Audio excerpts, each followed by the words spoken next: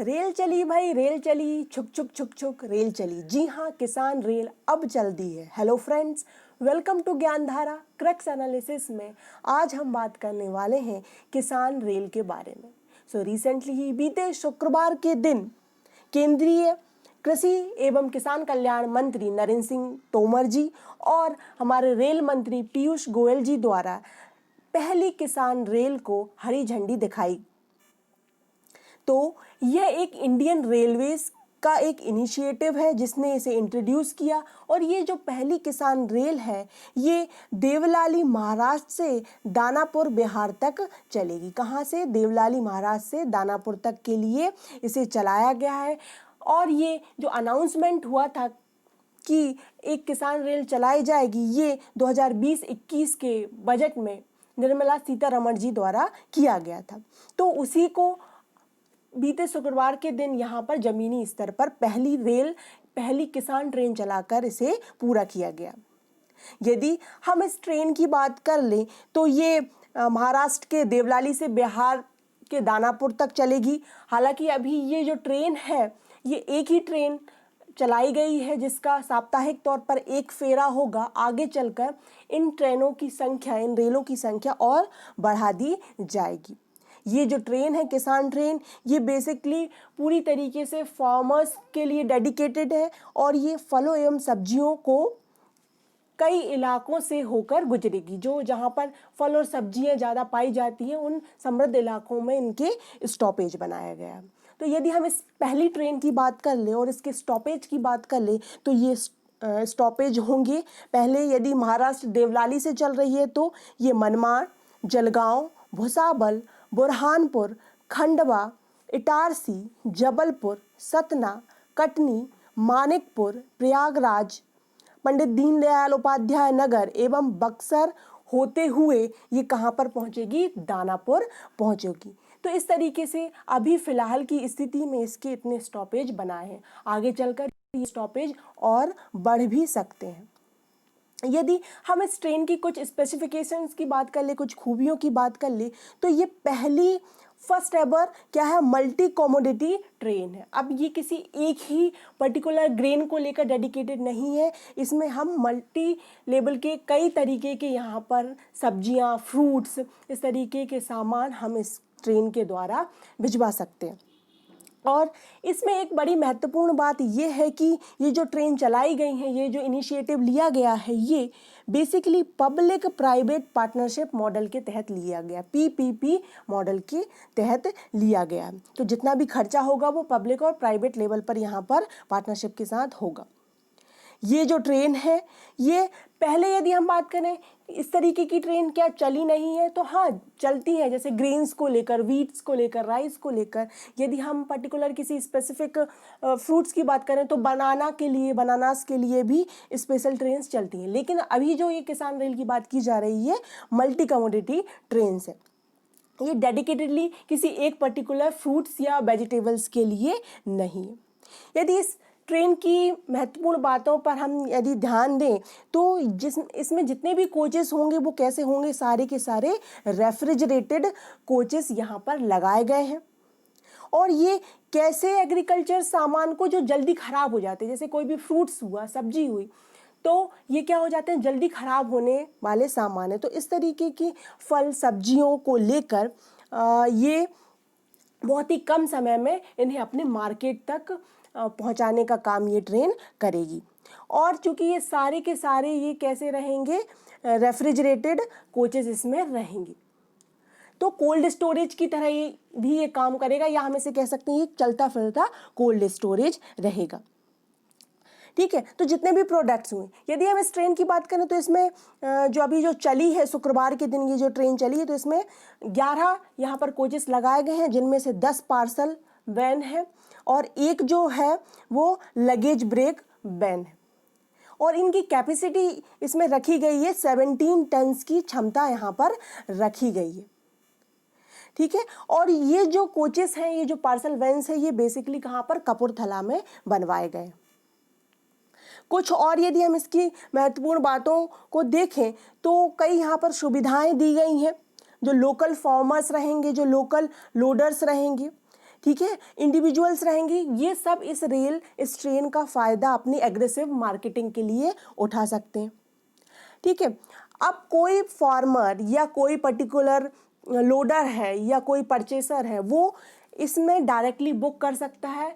किसी भी जो स्टॉपेज हम बात करें, जो भी स्टॉपेज रहेगा ट्रेन का, उसमें जाकर ये अपना यहाँ पर रजिस्ट्रेशन, अपने कंसाइनमेंट का रजिस्ट्रेशन करवा सकता है। और यहाँ पर कंसाइनमेंट की कोई लिमिट यहाँ पर नहीं दी गई है। यहाँ पर आप 50 केजी से 100 केजीज तक का भी सामान यहाँ पर लोड करा सकते हैं, उससे ज़्यादा का टन्स में भी आप यहाँ पर सामान अपना लोड करा सकते हैं। यहाँ पर पूरी फ्लेक्सिबिलिटी दी गई है फार्मर्स को, या मिडिल जो हमारे कस्टमर्स रहेंगे या जो बेचने वाले शॉपकीपर्स रहेंगे, उनको पूरी की पूरी फ्लेक्सिबिलिटी यहाँ पर दी गई है स्टॉपिंग स्टेशंस के लिए।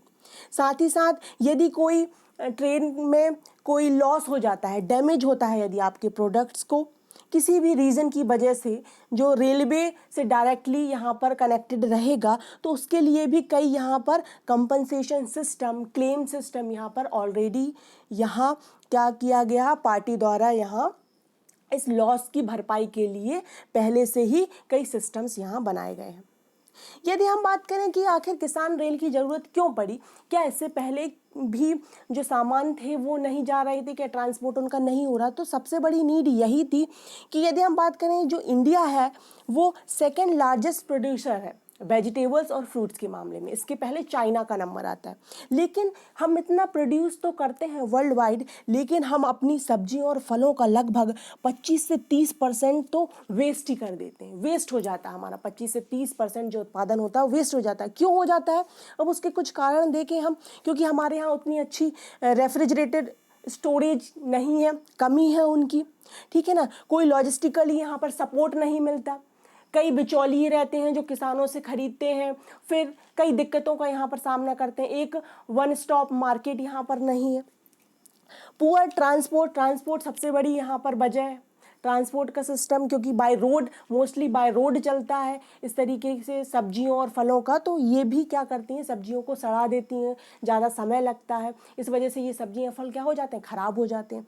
तो क्या होता है कि जो वेस्टेज है उसकी मात्रा बढ़ जाती है। सप्लाई चेन भी सही तरीके से नहीं है कि जहाँ पर व्यक्तियों या हम बोले जिस चीज़ की मांग है वहाँ तक किसानों की उपज पहुँच ही नहीं पा रही, जिससे उन्हें एप्रोप्रिएट उनका जो है हम बोले रकम उन्हें नहीं मिल पा रही, उनकी इनकम उतनी नहीं हो पा रही है। तो इस तरीके से जो सप्लाई चेन भी यहाँ पर कमज़ोर है, और मार्केटिंग जो चैनल है वो अंडर डेवलप्ड है, अभी पूरी तरीके से डेवलप नहीं हो।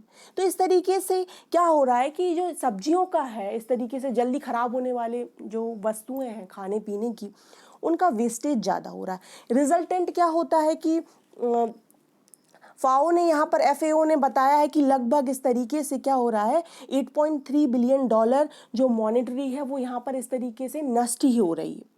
यदि हम इंडिया की बात कर ले तो इंडिया में ये जो वेस्टेज मटेरियल हो रहा है उसमें लगभग 230 क्यूबिक किलोमीटर जो वाटर है, वाटर सप्लाई है, वो क्या हो जाता है, वाटर यहाँ पर नष्ट हो जा रहा है, जिसका कोई उपयोग ही नहीं हो रहा। और इतने वाटर का यदि हम यूज़ इन जो वेस्ट होने वाली सब्जियों में ना करके यदि हम पीने के पानी के लिए करते तो ये 1 साल की भरपाई होती 100 मिलियन पीपल्स की। साथ ही साथ इस वजह से जो फार्मर्स की इनकम है वो भी कम हो रही, सड़-गल रही हैं सब्जियां, तो उनको उनका सही रेट नहीं मिल पा रहा, प्रॉपर मार्केट यहाँ पर डेवलप नहीं हो पा रहा। तो इसलिए इस प्रकार के एक ट्रांसपोर्ट की ज़रूरत थी जो कि उनको सब्जियों को, फलों को उनको अपने प्रॉपर मार्केट में बिना सड़ाए गलाए अच्छे से उनकी क्वालिटी को मेंटेन करते हुए वहाँ पर पहुँचाए। यदि हम इसके कुछ सिग्निफिकेंस की बात कर लें कि आखिर इनका सिग्निफिकेंस क्या है, तो बेसिकली यदि ये किसान रेल की हम बात करें तो ये जो बात कही गई थी 2022 का एक मिशन रखा गया था कि फार्मर्स, हर किसान की जो आय रहेगी उसे डबल करने का 2022 में यहाँ पर लक्ष्य इस सरकार द्वारा रखा गया था। तो उसी को पूरा करने में एक ये बढ़ता हुआ कदम है। इससे क्या होगा कि जो एक सीमलेस नेशनल सप्लाई चेन यहाँ पर क्रिएट हो जाएगी, फूड वेस्टेज यहाँ पर कम होगा, ठीक है ना। और जो नॉर्मल टैरिफ्स हैं, जो पार्सल टैरिफ चार्ज हैं, वो कम लगेंगे as compared to road tariffs. यदि हम बात करें, कंपेयर करें कि हम यदि किसान रेल का यूज़ करके अपना जो सब्जियां हैं, फ्रूट्स हैं, उनका पार्सल यहाँ से वहाँ उनको हम भेज रहे हैं, तो लगभग यहाँ पर जो कीमत का जो ट्रांसपोर्टेशन चार्ज है उसका लगभग 1/4 इस ट्रेन में खर्च हो रहा है। या हम बोल सकते हैं कि 1,000 रुपये पर टन यहाँ पर किसानों को बचेगा transportation charge as compared to जो हम ट्रक वगैरह से, रोडवेज से यहाँ पर भिजवाते हैं। ठीक है। और इससे क्या होगा कि अब चूंकि हम इससे देवलाली की यदि हम बात करें, देवलाई और दानापुर की बात करें, तो यहाँ का जो मैक्सिमम चार्ज है वो कितना है, 4,000 यहाँ पर रेंट लिया गया। 4,001 रुपीज़ मैक्सिमम रेट है 1 टन पर। तो ये क्या है, ये चीप यहाँ पर लोगों को पड़ेगा ट्रांसपोर्टेशन के टर्म में। और साथ ही साथ ये क्या करेगा कि टाइम भी कम कंज्यूम करेगा। ठीक है, टाइम कम कंज्यूम करेगा। जैसे कि अब 41 घंटे में ये दानापुर से कहाँ तक पहुँचा रहा है, दानापुर से देवलाली तक, या देवलाली से दानापुर तक की जो पूरा इसका जो टाइम कंज्यूम करेगा, ये 41 आवर्स में आपकी जो सब्जियां हैं, फ्रूट्स हैं, अंडे हैं, मछलियां हैं, ये सब पहुंच जाएंगी। और सबसे बड़ा फ़ायदा कि इसकी क्वालिटी ख़राब नहीं होगी, क्योंकि जो सारे कोचेस हैं वो कैसे हैं, रेफ्रिजरेटेड। ठीक है ना, यहाँ पर कोल्ड स्टोरेज की तरह ये काम कर रहे हैं। तो इस तरीके से जो छोटे किसान हैं, छोटी जोत वाले किसान हैं, उन्हें यहाँ पर इनकम का एक अच्छा तरीका मिल जाएगा, एक अच्छा मार्केट मिल जाएगा। और जहाँ पर इन्हें भिजाना है, जहाँ मार्केट अवेलेबल है, वहाँ पर इनकी उपज पहुँचेगी और उसका सही यहाँ पर पैसा किसानों को मिलेगा। और बिचौलियों के जो शोषण से किसानों को यहाँ पर राहत मिलने की पूरी संभावना है। इस तरीके से ये किसान रेल काम करेगी। हालांकि अभी ये जो फेरा लिया गया है, ये साप्ताहिक तौर पर लिया जा रहा है, सप्ताह में चलेगी एक बार। अब जैसे जैसे इसकी डिमांड बढ़ेगी तो इसके फेरे भी बढ़ा दिए जाएंगे, और कई स्टॉपेज भी आगे चलकर यहाँ पर बढ़ाने की पूरी संभावना है। आई होप आपको ये कंटेंट अच्छा लगा होगा। आप हमें फेसबुक और इंस्टाग्राम पर भी फॉलो कर सकते हैं। PDF के लिए आप हमें टेलीग्राम पर भी ज्वाइन कर सकते हैं। Thank you for watching. Please like the video and subscribe the channel and keep learning.